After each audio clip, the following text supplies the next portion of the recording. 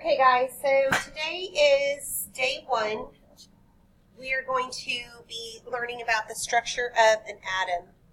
So in the boxes you're supposed to draw Bohr models for each of the 2 elements. I know by looking at my periodic table that sodium is number 11 on the periodic table. So that means that I know I've got 11 protons. Protons and electrons are the same, so I have 11 electrons. And for neutrons, I would have to know the mass, and the mass would be 23. So 23 is the mass, and that's protons plus neutrons. So if 23 is the mass, my protons are 11, so 11 plus 12 equals 23. So I've got 12 neutrons. Although we do not need neutrons for the Bohr model, it's kind of nice to even know it anyway. So for a Bohr model, they're more concerned with electrons. So I know that I have 2 electrons in maximum in that first energy level. So I'm just going to put a 2 there. I can hold up to 8 on the second energy level. So I'm just going to put an 8 right there. We don't have to put the 2 in the 8. We can just assume that they're full because they have to be full in order to get to the next energy level. I need 11, so that's already 10. I need 1 more, so here's my 11. This is the Bohr model for sodium. For oxygen, oxygen is number 8 on the periodic table. And so for oxygen, I know I've got 8 protons, I know I've got 8 electrons, and my mass is 16. And so 8 plus what equals 16, so that's going to be 8 neutrons as well. So again, we are only concerned with electrons in a Bohr model, so I've got 2 here. I need 8, so I need an additional 6, so I can fit all of those on the next energy level. So I have 1, 2 in the middle, 3, 4, 5, 6. I need 7 and 8. So that is the Bohr model for oxygen. Now, the element right here is going to be sodium. The atomic number is 11. I got that from the periodic table. My mass was 23. My protons, because atomic number and protons are always the same. My electrons are also going to be 11. And so we did earlier our neutrons, which was protons plus neutrons equals, so protons plus neutrons equals the mass. So that's how we came up with our neutrons. The number of shells. I know that there's 1, 2, 3 shells, and I know that because it's also in period 3. And so therefore it's got the same number of electron shells. Its location. It is considered a metal. It's on the metal side. Is it reactive? Well, it has 1 valence electron, so that is very reactive. Yes. Because of that 1 valence electron. Okay, on the other side, this is oxygen. Its atomic number is 8. Its mass is 16. It's got 8 protons because atomic number and protons are always the same, so are electrons.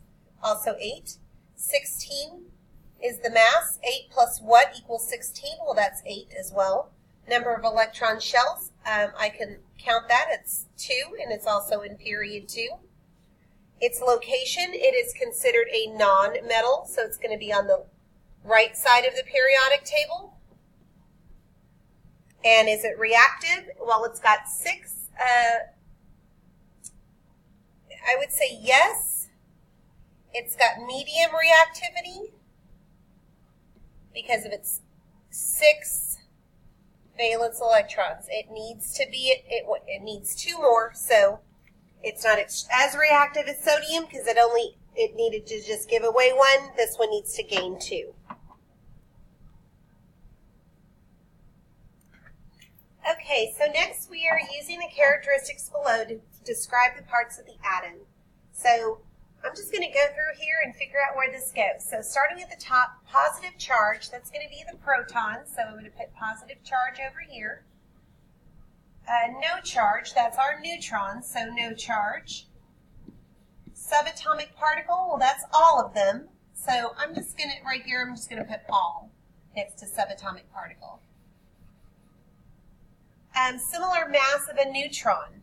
So mass of neutron. Protons plus neutrons are the only, protons and neutrons are the only ones that have mass. Negative charge, that's going to be an electron. So negative charge, about 1 AMU. Remember, we said these have the same mass of an electron. I'm going to put that right up here because I'm running out of room, I think. Located on outermost shell. That's the those are the electrons, specifically the valence electrons. So the outermost shell, very, very small. Well, they're all very, very small, but these are so small. I have 2 R's there. Don't mind that. Very, very small. They're so small we say that their mass is 0. Located in the nucleus. So it's these two, nucleus, the protons and the neutrons. So the mass is located, all of the mass is located in the nucleus, orbits the nucleus. So that's this one over here, orbits nucleus. Our electrons go so fast around there, speed of light, similar mass of a proton. So mass of proton. What does the number of valence electrons tell you? Valence electrons always will tell you, they will determine how reactive. Determine reactivity, how reactive an element is. Is it going to easily combine and make new substances? What determines an element's identity? Valence electrons. Always. If that has anything to do with reactivity, the answer is always going to involve valence electrons. Okay. This section, I have a mass, but no charge. So no charge is a neutron, and neutrons do have a mass of 1 AMU. I have a negative charge, and no significant mass. What am I? I know that electrons are negative, and they have 0 AMU, so small. I have a positive charge. What am I? Those positive are going to be our protons. I am located in the nucleus and have no charge, okay? Nucleus are protons and neutrons. No charge is going to be the neutrons. I am located on the outer shell of the electron cloud. What kind of electron am I? The valence electrons are the ones that are responsible for bonding, and those are located on the outermost shell. I am located in the nucleus and have a positive charge. What am I? Again, positive. It's going to be protons. I have an atomic number of 5. What element am I? Well, by looking at the periodic table,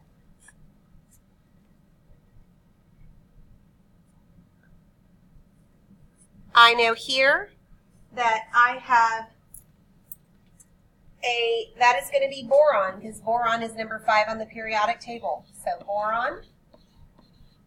I have 12 protons. I look at number 12 on the periodic table. That's magnesium, and that is going to be in group number 2. I have 20 electrons. I look on the periodic table, that's calcium. What period am I in? Well, periods go side to side, so that is going to be in period 4. I am a boron atom, that is number 5. How many neutrons do I have? Well, we would actually have to know the mass. The mass of a boron atom is typically 11. So that's going to be our protons. I'm sorry, mass is 11. So our protons, which are, we want protons plus neutrons. So our protons are 5 because it's number 5 on the periodic table. 5 plus what equals 11. So it's going to be 6 neutrons. I'm a sodium atom. How many valence electrons do I have? Well, I can look at the periodic table and know that sodium is on group number 1. So for valence electrons, we look right underneath the group number, and that is, it'll say 1A. So I have 1 valence electron. I'm a fluorine atom. How many valence electrons do I have? Well, I know that fluorine is in group number 17, and right under 17 is 7A, so this one's got 7 valence electrons. I am in the group 2 and period 2. So group 2, period 2, I come down and across. What element am I? I am beryllium, Be. I am the only metal in group 15. So group 15, I look over here and it starts with nitrogen and phosphorus, which are nonmetals. Arsenic and antimony are metalloids. The only element that is considered a nonmetal is going to be the very bottom one, which is going to be bismuth. I am the only nonmetal with the metals. Which element am I? Well, we know that hydrogen is in group 1, period 1. It's over here in the metal group because it has one valence electron, so it needs to be in group 1. I sit at the top of the metalloid staircase. Which element am I? Well, that's going to be boron, the very top of the little staircase. I'm the only nonmetal in group 14. If I look at group 14, the only nonmetal is going to be carbon. That's the very top one. Silicon and germanium are nonmetals. Metalloids, and tin and lead are metals. I am the only element in third period that will not react with other elements. So all of those are going to be reactive except for the very end, which is our non-noble gases, which is going to be argon, because he already has full 8 valence electrons. Okay, the periodic table is organized into groups and periods of elements. The characteristic of a certain group of element is listed below. Characteristics, okay, so is shiny. I know already I'm looking at some sort of a metal. Solid at room temperature. Most metals are solid, except for mercury, which is liquid, and has atoms with 2 valence electrons. Well, I know already my valence electrons, it's going to be group 2, because right underneath it, this is my valence electrons, is 2. So what group am I? Group 2.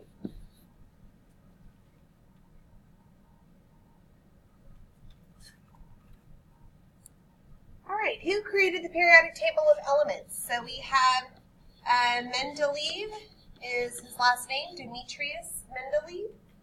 Rows are horizontal and are called, the ones that are horizontal are called periods. That tells us the number of electrons, the energy levels. Columns are vertical and are called groups, also known as families. The atomic number is the number of, I'll squeeze it in here, protons and the number of electrons. All right, so some characteristics. Non-metals, so we're talking poor conductors of heat and electricity. They're usually dull. They can be brittle.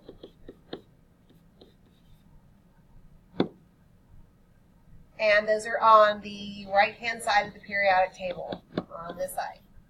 All right, for metalloids, they're right along those little stair steps. What you need to know about them is those are called semiconductors. These are used in a lot of electronics or computer chips. So those are semiconductors. They kind of, they're not as good as conductors as metals, but they can kind of turn themselves on and off, which is what is needed for electronics. For metals, we have shiny solids. These are good conductors of heat and electricity. That's why they make pans and wires out of metals. They are considered malleable, meaning that they can be pounded into long, thin sheets like that. They can considered ductile, which is mean they can be stretched into long, thin wires. And they are shiny. They are mostly solids. I think that's good. Oh, and they are on the left-hand side of the periodic table. So over here, it has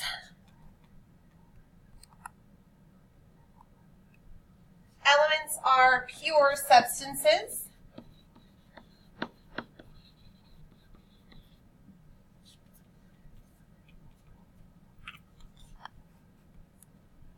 Okay, and last but not least, periodic table of elements. We are to go ahead.